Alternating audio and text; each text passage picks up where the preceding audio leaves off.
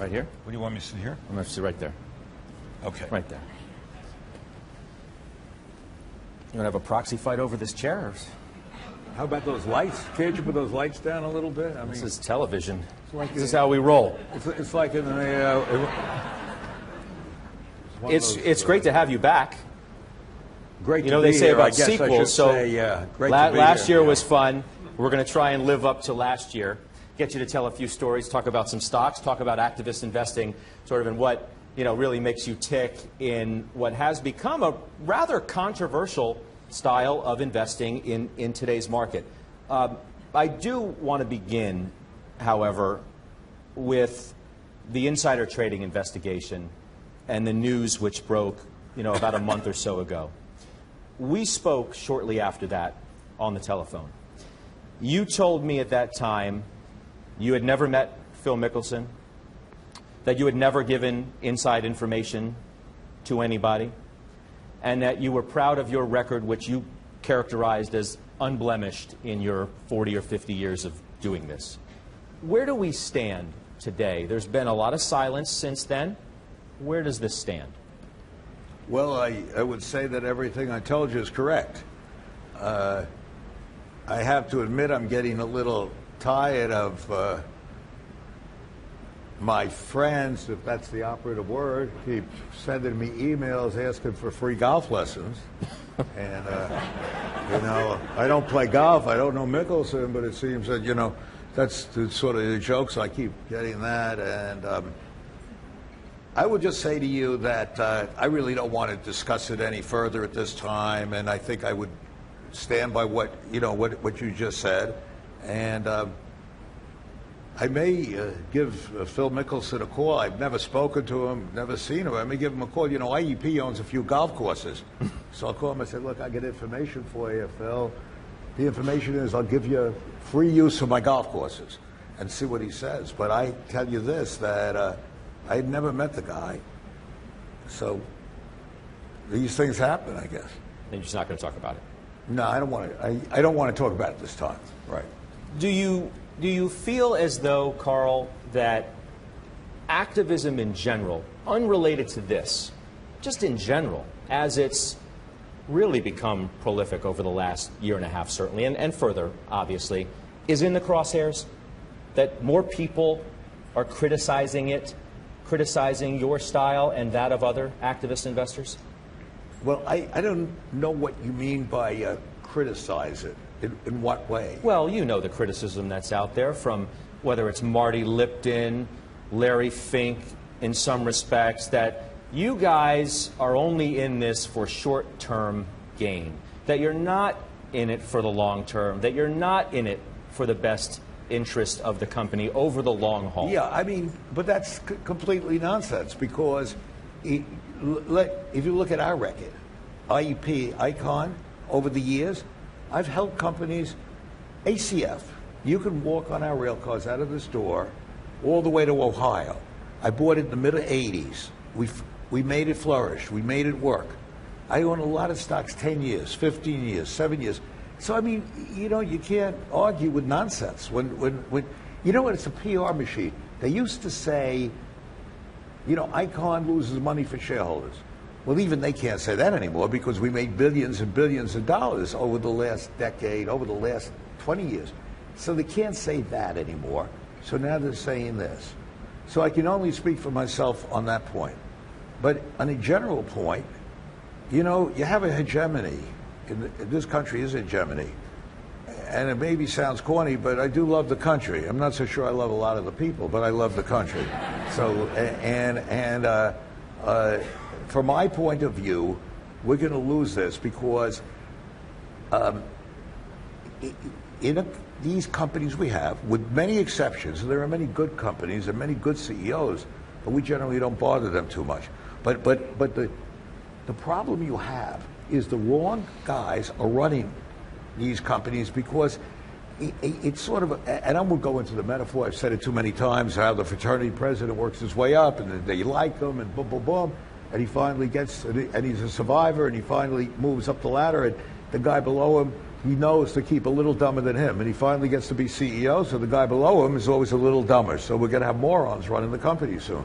And we're sort of almost there with many companies. And it's amazing how bad these boards are and these companies are when we get into it. Some of the boards, interestingly, want to help and want to do something, but it's a sociological thing. They're friends for years and years with the CEO.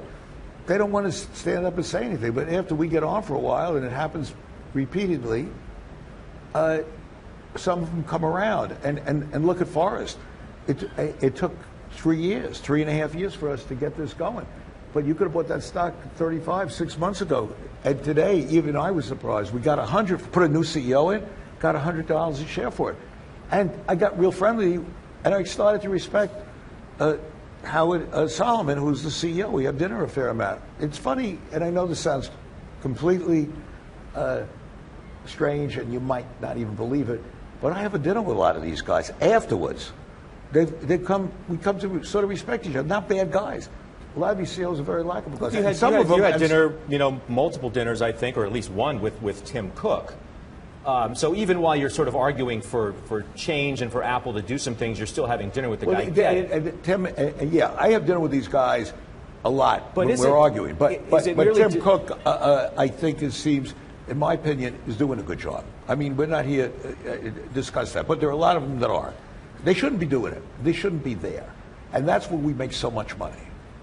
You've maintained to me privately, and I think you've even said publicly that your record speaks for itself. If you want to criticize activism and how it works and what the end result is, merely look at our record, because we've done pretty darn good in the style of how we've done it. But is there more to it than that, Carl? Is it disruptive to the companies themselves in a negative way? Should Apple, for example, or any company, let's say they're sitting on a lot of cash, they're worried about the fundamentals of their business, shouldn't Apple be more worried about the products in its pipeline and things of that nature, rather than an activist investor shaking a big stick at them? I don't even understand the question, and don't take that the wrong way, but I really don't understand it. Look, Apple's a great company, got great products. Hopefully, they'll be coming out with more great products. I certainly don't know more than you or anybody else out here. I talked to Tim Cook once. I was impressed with him. I obviously believe, and still do, that they should give out that money. They should bring it back, repatriate it, or even borrow very cheaply. When I say give it back, buy back stock. So the shareholders that like the company would benefit. And if they followed that advice, they would have made more money. But they did follow the advice to some extent. And I think they bought a lot of stock back. I think Tim I had dinner with him once. I was very impressed with him. I hope that the products that are coming on, they haven't had a product, really new product, a great new product, for 5 years or so. They have this guy Ivy who was there when Steve Jobs was there, and so therefore, I'm not here to push Apple. No, sure. At this point. And my question, Carl, is not so Apple specific as more to the idea of short-termism versus long-termism. And Marty Lipton, for example, who's called you a bully, among other things, and other things, says that you're only interested in short-term gain in your own interest and not those of the shareholders, despite what you say. I only bring up Apple as it's amazing. Example. It's like saying, I don't like this basketball player because he's too short. The guy says, I'm 6'9". Why am I too short? Well, he's too short. I mean, how could he say I'm short-termism when I got these companies for 7, 10, 15, 20 years? But they keep saying it's a mantra. It's like, no matter what you say, it's just, it's like a religious zealot that keeps saying, my God is right. Well, how do you prove it? Or something like that. It's absurd to dignify it because it's just not true. And you give them the facts and they keep saying it. Well, what the hell can you say? They stop saying we don't help shareholders. Even they can't say that when we make billions and billions of dollars. But then ask yourself why I do it. I think I'm a smart guy, but I'm certainly not a great manager. But you look at our companies, they've all flourished, or most of them. You look at it, and what does that tell you? Not that I'm a great manager. It tells you how bad and dysfunctional the system is, that I can come in and look for a good guy to run it. And when you find that good guy, you make companies more productive. You make them much more productive. I mean, you say, well, they have too much overhead. And oh, isn't it bad to go in and shake the tree, so to speak? But what good does it do to have 5 guys doing the job one person should do? What good does that do for society? You become a welfare state. You can't have that. And even the people that work there don't like it because they're and the CEO's out playing golf. I don't call Mickelson, tell him to talk to these guys, I mean, seriously. They're all out there playing golf, and then we come along. I mean, I used to joke. I used to say, the only way you can get one of these guys off the golf course is for me to file a 13D. Because when I file it, suddenly, we get him on the phone. Good, glad you called. When you first call, you wouldn't know what the secretary would say. This is back 10, 15 years ago. We'd laugh. The secretary would say, Icahn who? Icahn. Just tell him, Carl Icahn's calling. I call myself sometimes. Just please, I try to be very friendly. Just do me a favor. Oh, he won't be back for a week. He's not to be disturbed. I said, just tell him, I'm sure you could disturb him. Well, yes, I know. We're laughing. I know how to get him. 10 minutes later, phone rings. He's on the phone when I call, okay? Because that's the only way you can get these guys literally off the golf course in many cases. And I want to make it very clear there are very good guys around. And I really will tell you that. There are plenty of CEOs you like, right? There are guys that I think do a damn good job. There are plenty of them. Yeah, I mean, really. You looked at me kind of funny when I said plenty. When you said, I didn't hear what you said. I don't hear too well. I said you mumble sometimes. Okay. I said there are plenty of CEOs that you like, right? Yes. I thought you looked at me funny when I said plenty. Yeah, because I thought you said there aren't any, or something like that. Okay, forget it. There are plenty that I like and think do good jobs, and I respect them. And sometimes you meet the CEO, by the way, as we did at CVI. So we had this big fight with CVI, and look how well we've done there. And we kept the CEO after the fight. We met him. And I really liked him, and I think he's a very capable guy. And in that case, I think the board was at fault. And we did stuff, and we did stuff that he said, I could never have got this through the board, like the MLP kind of thing. So there's a lot of different, unique situations here. I want to talk more about your style of how you personally do things. Nelson Peltz, you're a good buddy. You've known him for 40 years, he said, backstage, right? I would say definitely I know him 40 years, yeah. On stage, he said of you, Carl's a good friend, we have a different MO, a very different MO. I don't like to compare myself to anyone else, but we like to get into big companies with great brands, like Pepsi, like Heinz, like Wendy's, and get those companies to build those brands the way they should be, and that's what we're trying to do. We're trying to build them for the long run. We are not trying to make a quick hit over the weekend. Yeah, but how do you take that kind of statement? I think we could break the sentences up of what he said. I hope he's not saying because I'll give him a call. We're supposed to have dinner. I'll cancel it. Because I'm hoping that what he's saying is he wants to build it up his way, but not that we want to do a quick hit over the weekend. I hope he's not saying that. I don't think he meant that because that's complete nonsense. You're not an over-the-weekend kind of guy. Over the weekend I'd like to go somewhere with my wife, but I don't want to. She says I don't travel enough. Maybe that's true. I don't think she means I should travel with her, though. Last spring, you caught a lot of people, I think, by surprise. You did what many others have been loath to do, and that's criticize Warren Buffett. You called out Buffett for abstaining in his vote, or lack thereof, in Coca-Cola against the pay structure. And you wrote an op-ed entitled, Why Warren Buffett is Wrong on Coke. What motivated you to do that? Look, I made it clear I respect Warren Buffett, and I like him, and I know him. And I think he was wrong, definitely wrong, in saying that, you don't want to upset, the establishment, so to speak. And the board should, and he even said, which is sort of amazing, that there are plenty of things I voted for that I don't agree with. Well, that's not what a board's supposed to do. See, and even talking about what Peltz says, I think the board's job isn't necessarily to micromanage.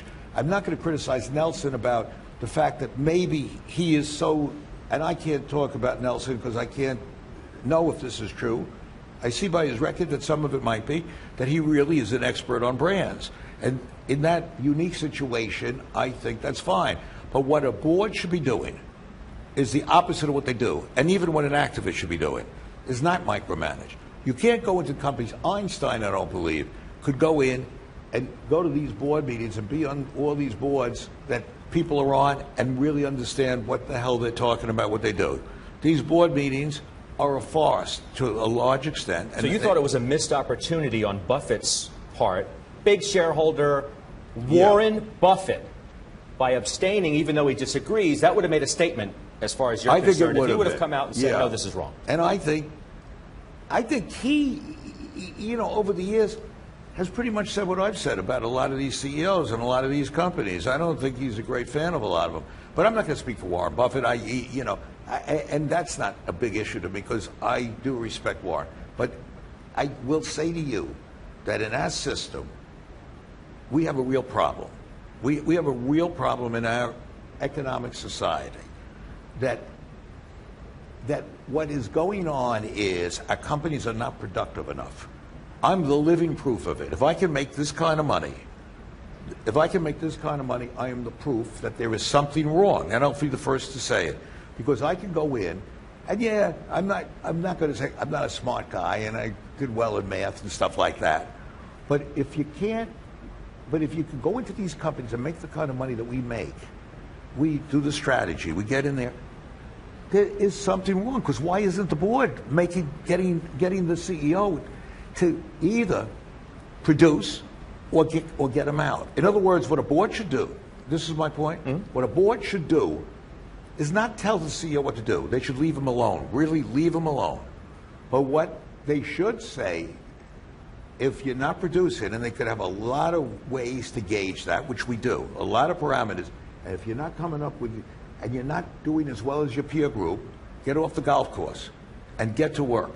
And stop worrying about what plane you have. I can't tell you how many CEOs, when we're there, they'll spend 20 minutes talking about, is the Gulfstream better than the Falcon that we're going to buy? And really, it gets to a point that it's absurd and obscene, maybe. But I think Buffett's point is, in part, I mean, he's like, look, just because you disagree with somebody in his response to you would be like, well, why can't you just talk it out with them behind the scenes? Why do you have to be such a flamethrower?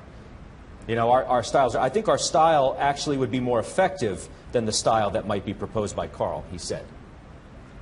Well, just a clash of styles? I don't know, you know, if he's saying more effective at Coca-Cola or what he's saying, but I certainly will tell you that I'll show you all these companies we've gotten on the boards with.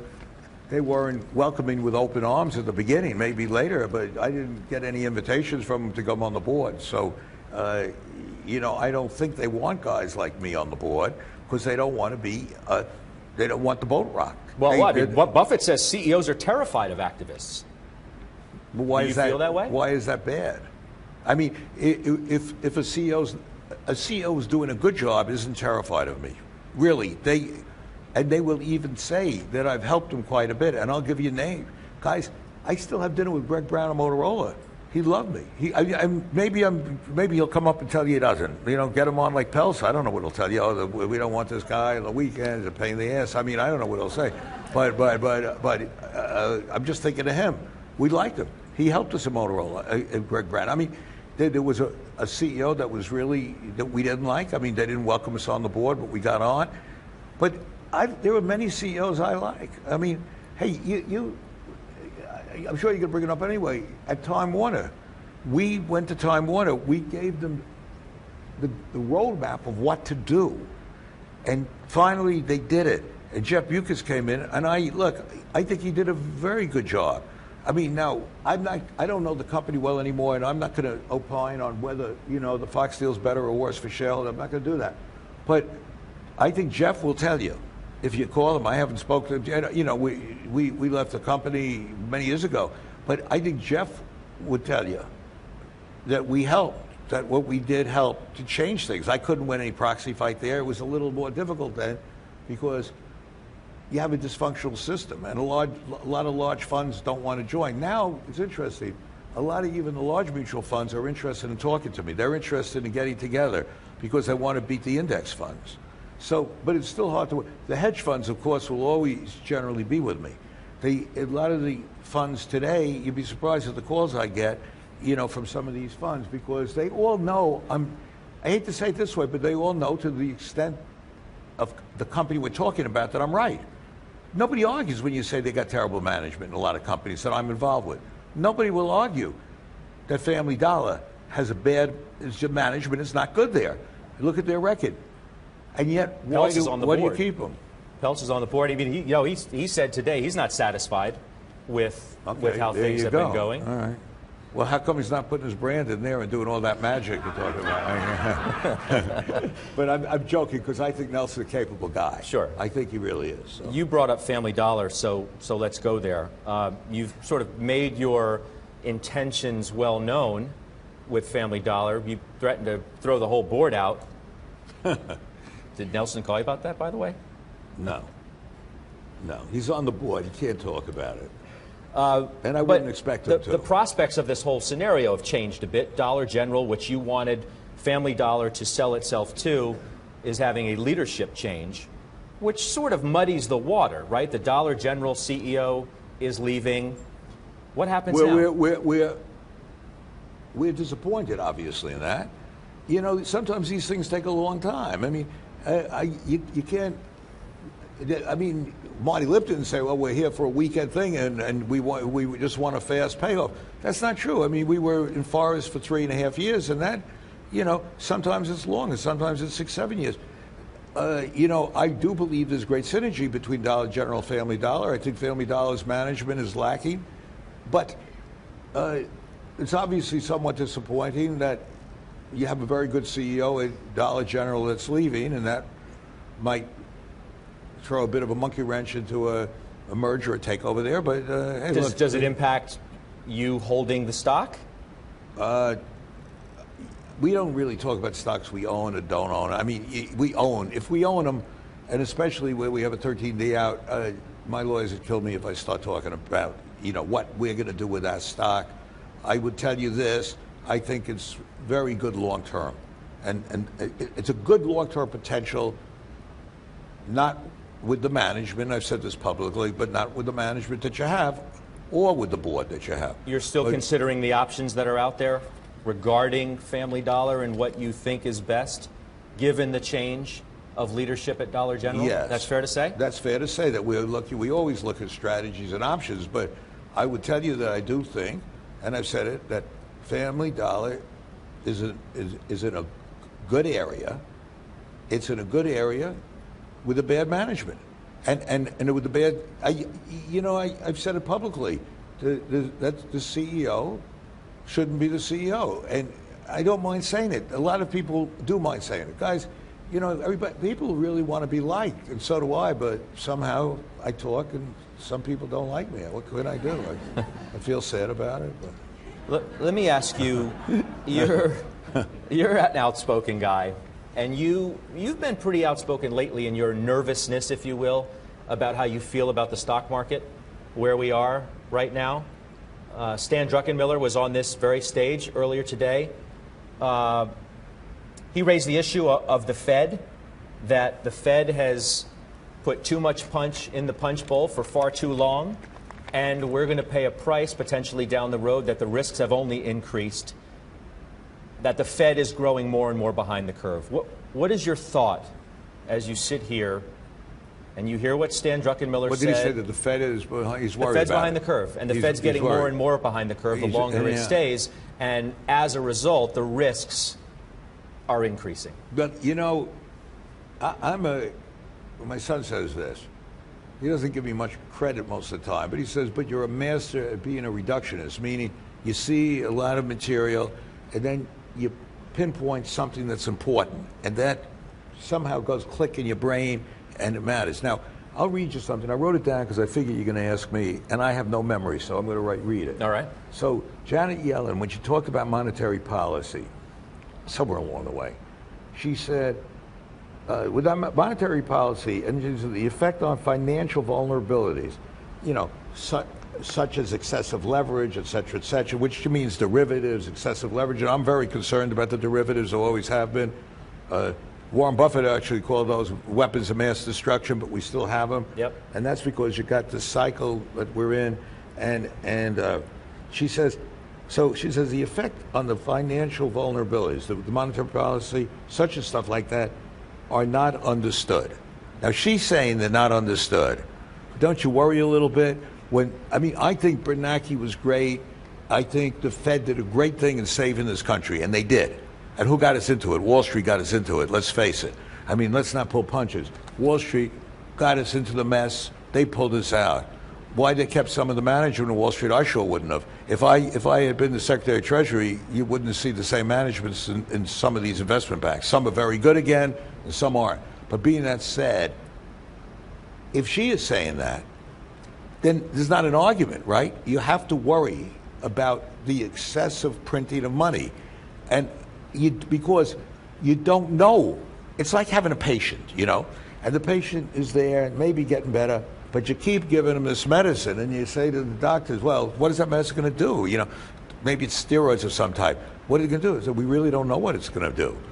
But it seems to be making him better and happier, so we're going to keep giving to him. Well, what if he just blows up and dies one day? Well, we don't know. And that's really what she's saying.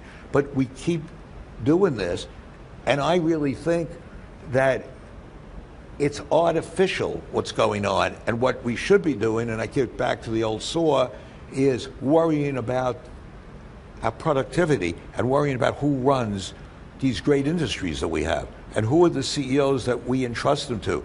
If you look at many of the companies I'm in, when I went into them and are in now, I'm just talking about one side. I don't mean to pick on one or another, but It's easier because I'm in it.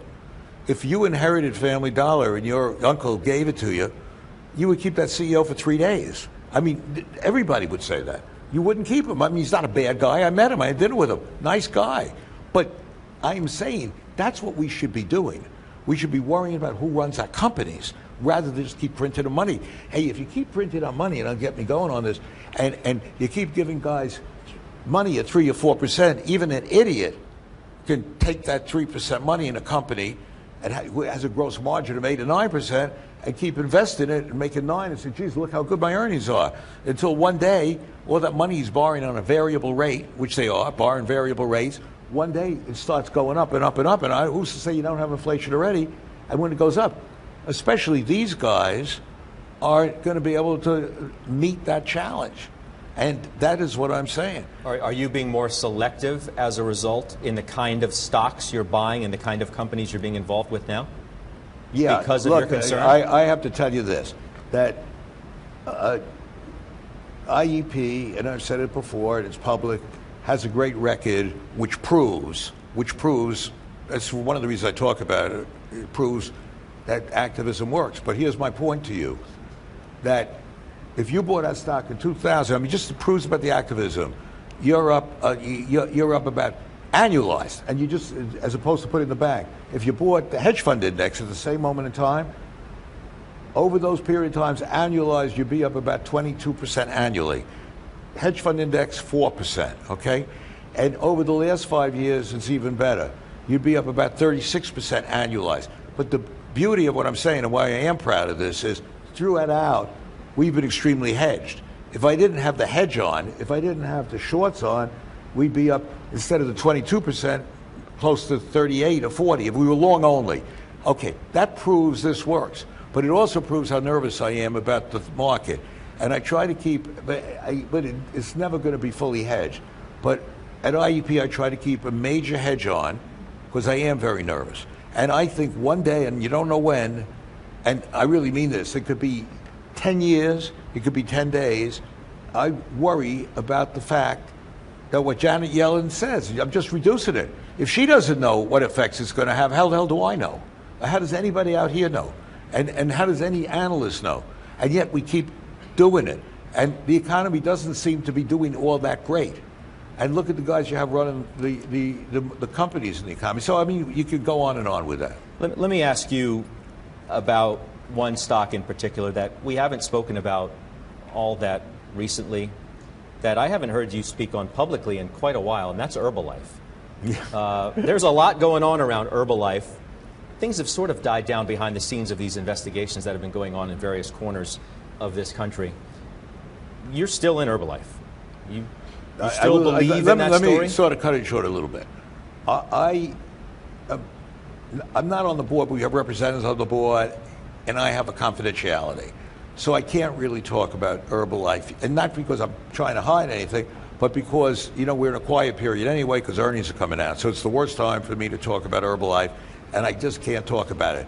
But I will say one thing, that we bought, and I'm proud of it, we bought 17 million shares at an average of 37, and we haven't sold one share.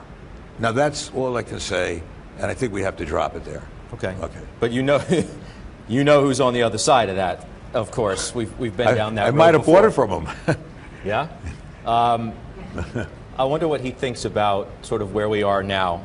Why don't we ask him? Bill Ackman, ladies and gentlemen. Carl? Hey, good. My buddy.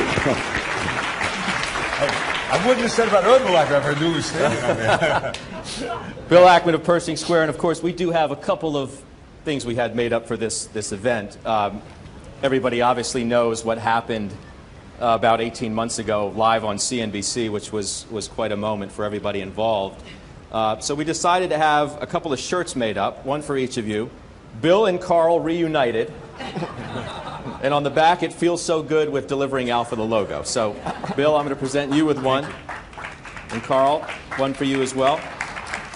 I hope it's extra large. Extra large. Extra large, yeah. No offense. Okay, yeah. Thanks for coming. Sure. How in the world did this happen? How are you guys reunited on this stage after what happened on live television nearly 18 months ago?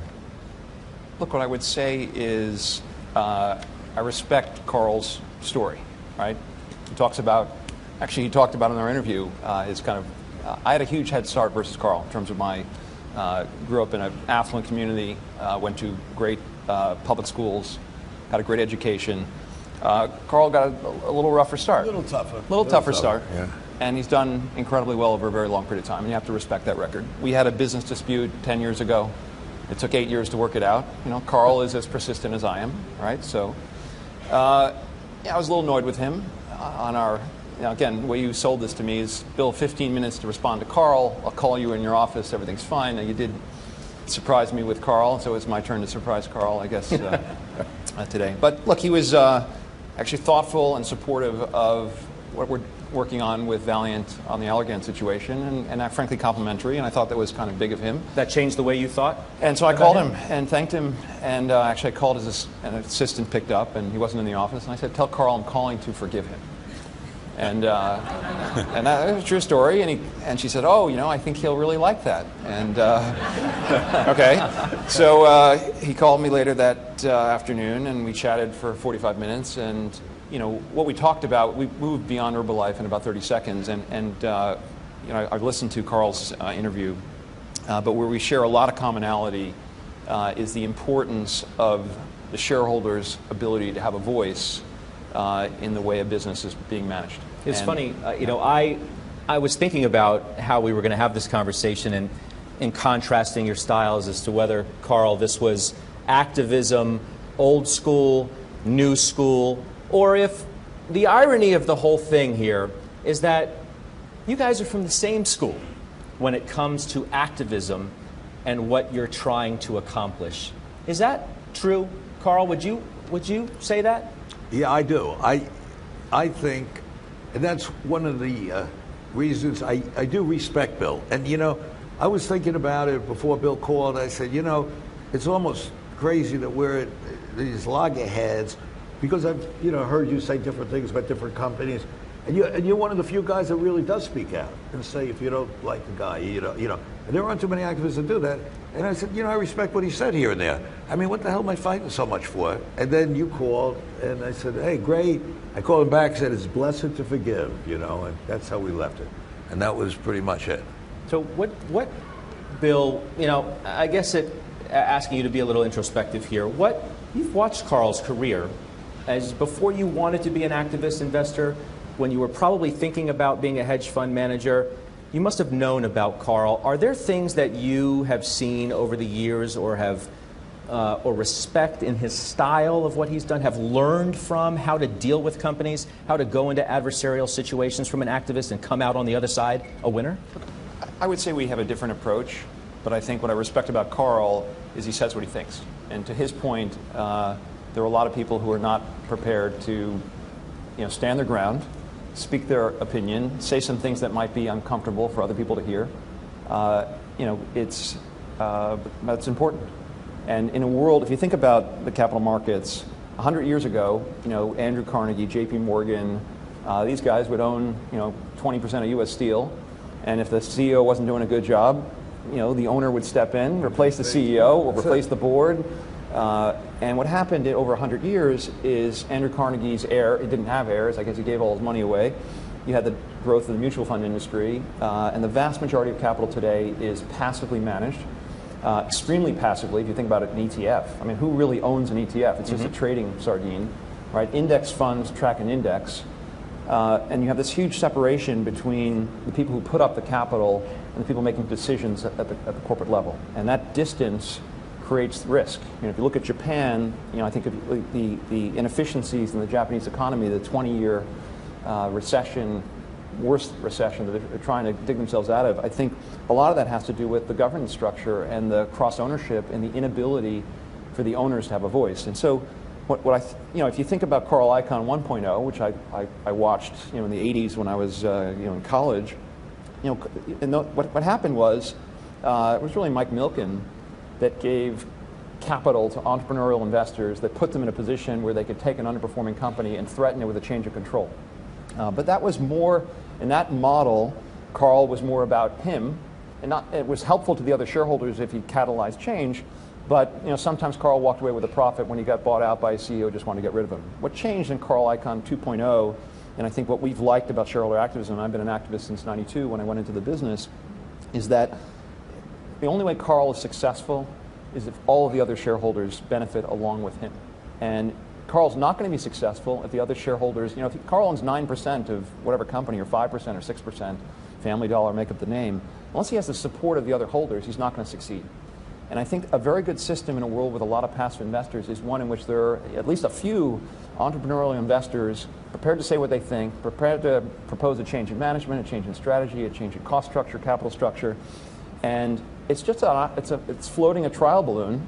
Now Carl's trial balloons are bigger than other people's trial balloons. They're louder when they pop. But the point I would make is he needs the backing of the institutions, the retail investors, in order to succeed. If he doesn't get it, now without Carl, there is no proposal. You may agree or disagree with his ideas, but I think it's a very healthy thing for the capital markets, for the so-called shareholder activists. We were able to convince the shareholders of Canadian Pacific to support our new management team. If we were unsuccessful, we would have to go home. And so it's a strategy where I think there is very little downside because, again, the public, the major shareholders have to support the activists, otherwise the activist fails. Carl, what would you add to that? Yeah, I think on a more general level, there's a real problem in our economy related to what Bill just talked about. And he made the point just now about Andrew Carnegie. So Carnegie, if he had a company and the CEO wasn't doing well, it would take 2 days, you get rid of him. Today, you got CEOs that you can't get rid of. Now, what does that mean? So who's going to really suffer by this? And the people that are going to suffer is the middle class guy or the lower middle class guy, and I'm going to tell you why. Because the Archie Bunkers of the world are thinking they still got a pension fund. But I'll tell you, these pension funds, most of them are not run well.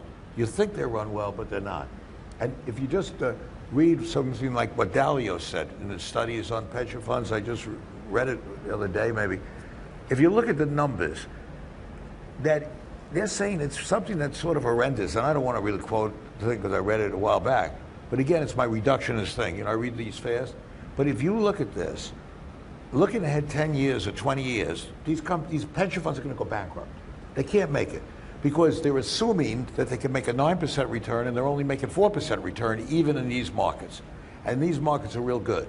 So the poor guy in the middle class, lower middle class that believes he has a pension fund doesn't really have one, maybe. Because if they go broke, then you're going to rely on the government to bail out the pension plan. And if you look at the makeup demographically, you're going to have, I believe, a construct in Washington where they're not necessarily going to care about bailing out these guys. You know, now people are voting, and you look 20 years from now, those that are voting and electing the senators and the congressmen that have to decide to bail them out aren't going to want to bail these guys out. So you've got a real problem, and we're not doing anything about it. Bill made a good point, too. You have these ETFs, index funds. Maybe they'll give lip service to the fact that they really care about, you know, how these companies are run. But you know, basically, they're buying the index. They're just buying the S&P. If it goes up and down, they're still getting their goddamn percent. That's why it's a little better today with the mutual fund. But what you really have today are very mediocre managements in many companies, and that is your real problem. I was reading the Wall Street Journal over the weekend on a book review, and it's interesting. Bill Gates said in that book review, and he said, he asked Warren Buffett what was the best business book he ever read, and he said it was, the name of it was, and I wrote it down because I tell you I can't remember the exact thing, but it's a book that I myself read years ago in the 60s, and it was by John Brooks, a guy named John Brooks. Some people heard of, some didn't. But there was one thing in the book that was really interesting, and I remember from years and years back from the 60s, but it still is true today. And, you know, maybe it's said a different way. But anyway, Gates said it was the best book he ever read.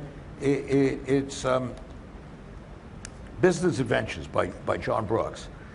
And he said something like this, but it's hard, you know, I'm taking it out of context. But anyway, it doesn't matter if you have a perfect product and if you have great production. I'm paraphrasing, I can't read my handwriting. And if you have a great marketing, but what you need is the right people to run and lead your company. And that says it all. You need the right person to run a company. You don't need the board to run the company. In fact, it's a negative. The board, listen, I'm on all these boards. I hate going to board meetings, and I try to put delegates on, because the board meetings is something out of Saturday Night Live for the most part. And again, there's some good boards, but it's sort of Saturday Night Live. Each guy comes up with his little idea. You know, it's this idea, that idea. And to digress, I'll tell you sort of a funny story. I don't know if I can use curse words, so maybe you can't because you're on TV. Don't use curse words. I won't use a curse word, so I'll just leave it dash. If you can help yourself. I will help it. So we had this. They actually have Carl on like a 3 or 4 second delay.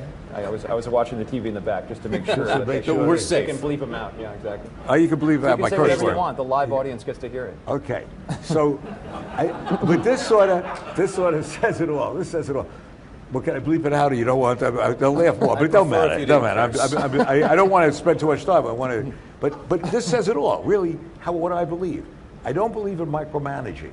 I believe that the board should stay the hell out of it for the most part about your ideas, unless you're a Nobel Prize winner in a biotech company, or unless you really are extremely knowledgeable in the food company or something like that. What you want is the board to hold them accountable. So one day, I had a board at IEP. We're going back quite a while, maybe 10 years or something. So we had Stratosphere Casino that we bought out of bankruptcy.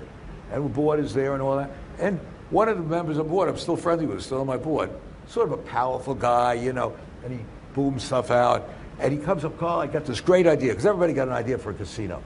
And he says, I got this great idea at the Strat. We have this room like this size.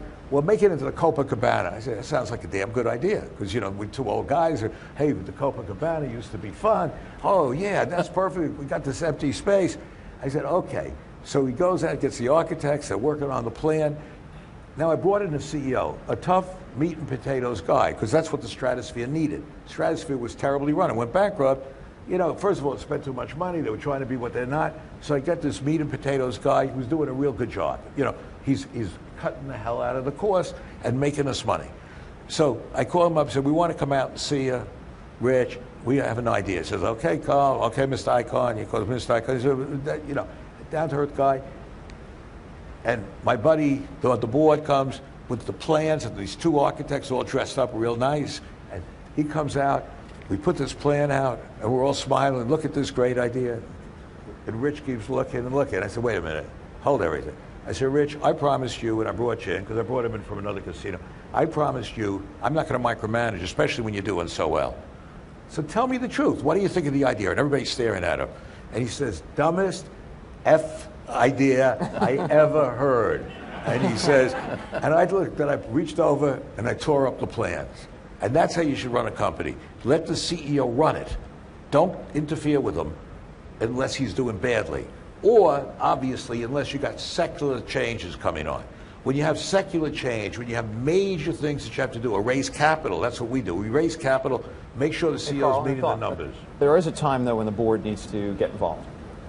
I know you disagree with this a little bit. No. By the way, I 100% agree with everything you're saying. Okay. Find the right guy, put him in place, let him run the company. Yeah. And by the way, David Weinreb runs Howard Hughes Corporation. He's done an unbelievable job. Hunter Harrison running Canadian Pacific. I never call Hunter. Okay. Right? If Hunter needs me for anything, I'm available. If David Weinreb needs me, I'm available. Okay, so but there is a time where I'm 100%. Is a company, someone makes an acquisition offer at a 50% premium. Exactly. I just said that. When you're going to do, no. Yeah, if one of my guys wants to make an acquisition and he's a CEO, he ain't doing it without us saying, okay. But that's different.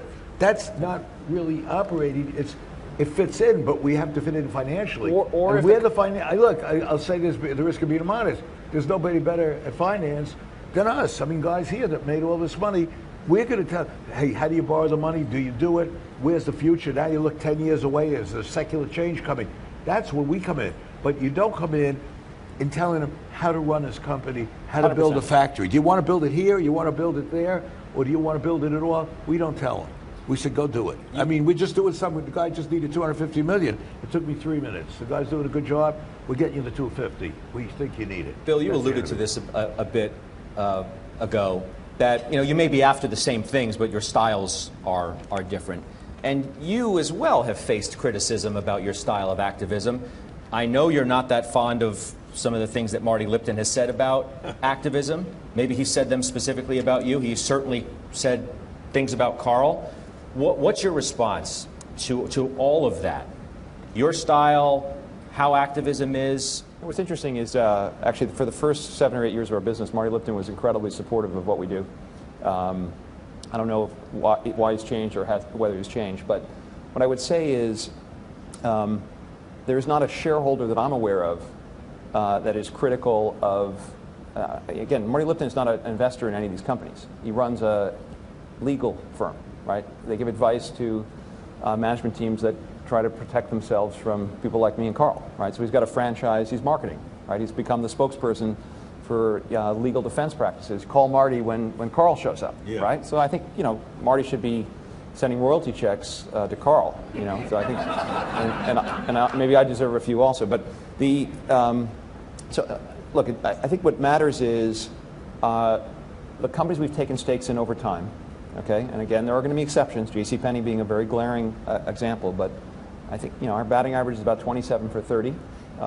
Target borders JCPenney. Target, our advice was get out of the credit card business. The CEO lost his job recently because of a business they chose to retain instead of exit. But putting that aside, ultimately the stock, but 3 retail disappointments. In the other cases, we made a fortune not just while we owned the stock, but even after we exited. I mean, I think the best test of an activist is not just how the stock does while they own it, right? So we exited General Growth.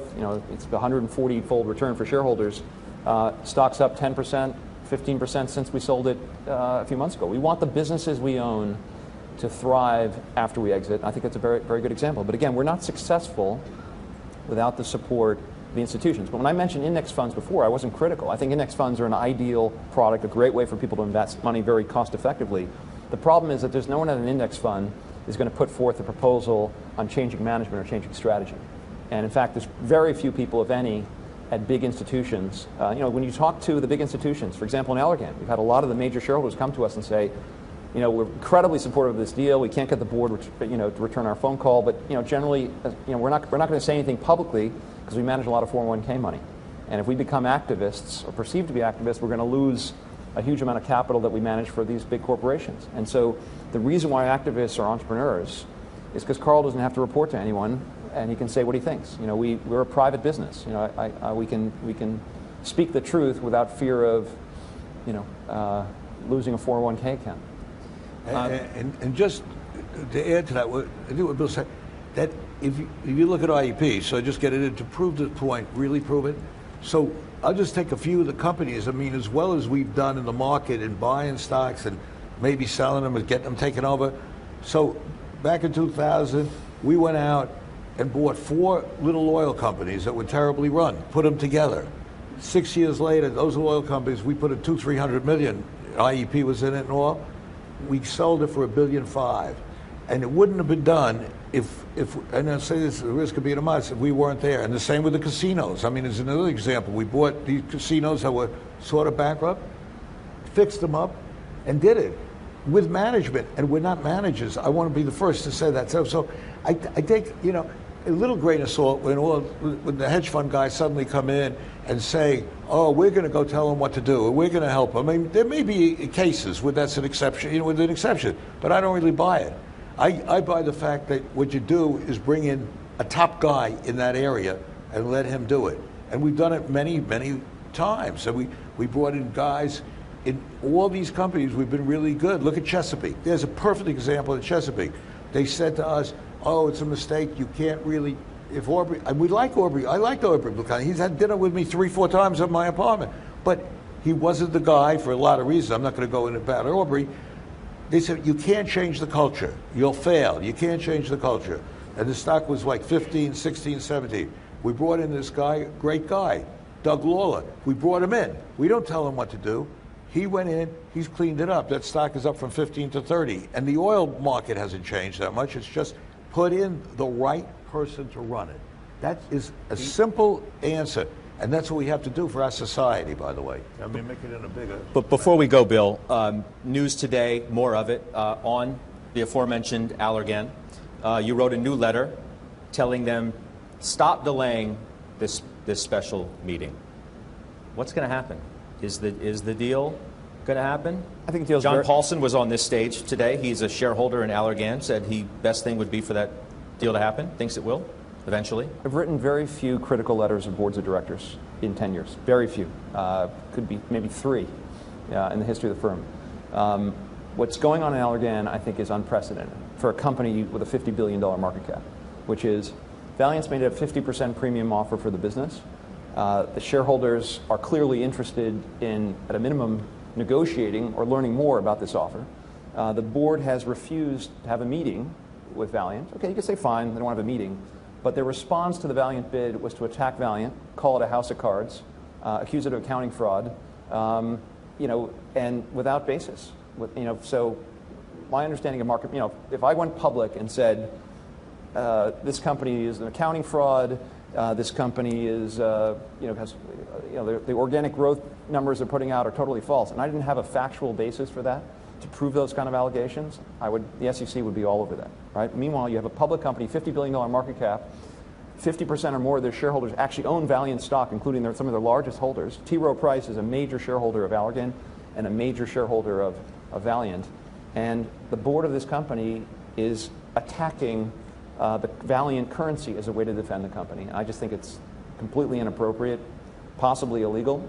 And what they should do, by the way, what's unusual about Allergan, which is very dangerous, is they put in place bylaws. So shareholders push for a special meeting provision. Why are special meeting provisions important? Because if a deal comes along and there's no ability and the board won't respond and puts in place a poison pill, the shareholders can't do anything until the next annual meeting, which is a year away, right? So the shareholders asked for a special meeting provision. It was put in place. And what did Allergan do? They said, well, number one, instead of a 10% vote to call a special meeting, you need a 25% vote. And by the way, we put in a pill at 10%. And in order to get the 25%, we require you to solicit all of our shareholders, which is going to take you, a couple months. And by the way, we're only going to allow you to hold this meeting not within 90 days of the anniversary of the annual meeting. We can delay for 120 days. You've got to fill out a whole long length of documents in order to submit the proposal, and make it incredibly difficult for people to call a meeting. You can only call one a year. You can only call it between October and February, right? Well, what are they afraid of, right? Valiant's made an offer to acquire the company. They said, look, we're actually willing to pay a little bit more. We're willing to negotiate a deal if the board will come to the table now. It's a deal that $72 a share in cash, but 44% of the combined company can be owned by Allergan. How can the board say the deal grossly undervalues the company if they don't analyze Valiant? If, instead what they've done is attack the company. And the good news is that the shareholders have been very supportive. 90% of the stock has changed hands. A lot of the long-only investors don't believe the company's worth where the stock is trading today unless the deal happens, and they're not risk arbitrageurs. So ultimately, I think the transaction happens, and the right thing for the board to do, sit down with Valiant, ask if they have any questions about the company's accounting, bring in their accountants, have them meet with Valiant's auditors, ask the CFO questions, ask for support for the organic growth numbers. If they have any doubt about the business, they should do that kind of due diligence. We'll make that the last word, except for one thing. This Herbalife story. Who's going to win? It's not about winning. I think that's a good place to end. It's not about winning. Look, I would love to find a way to get Carl out of this stock. He's bought 17 million shares at $32 a share, right? He can get out at a very nice profit. I'd like him to walk away with a profit. And that would be a great outcome for Carl. And that would be wonderful for us. And so, Carl, maybe we should have a conversation. Maybe you will. Well, I can speak on behalf of everybody here. This has been wonderful.